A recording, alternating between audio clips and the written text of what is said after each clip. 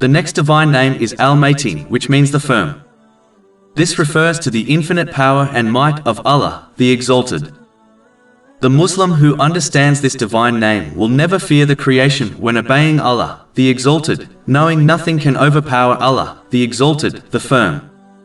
They will remain sincerely obedient to Allah, the Exalted, at all times and avoid His disobedience, as they know they will not be able to escape the consequences of their actions. They will not be fooled by the respite granted to them, and instead use this time to mend their ways. Chapter 7 Al-Araf, verse 183.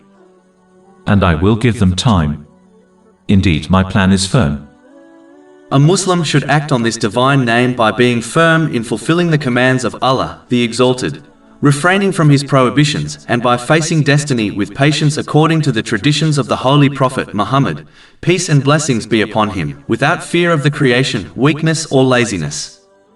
This firmness does not mean perfection is expected, as this is not possible.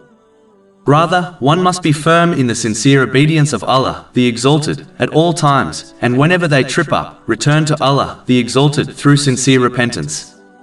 This is the firm slave of Allah, the Exalted, even if they commit sins. Chapter 41 Fussilat, verse 30.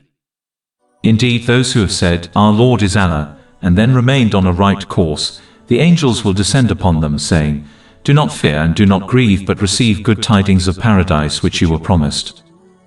A Muslim must be firm in objecting to evil according to their strength and firm in commanding good, especially to those under their care.